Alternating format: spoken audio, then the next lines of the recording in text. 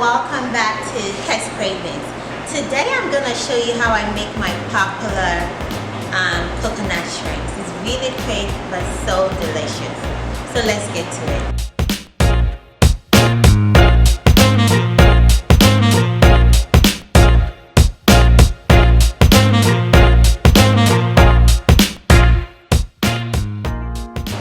Shell on shrimps because I like to use the shell for my stock.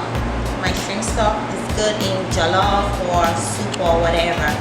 So just clean it and make sure I get this gooey stuff out of it. I can clean everything so you can have a good, nice, clean shrimp.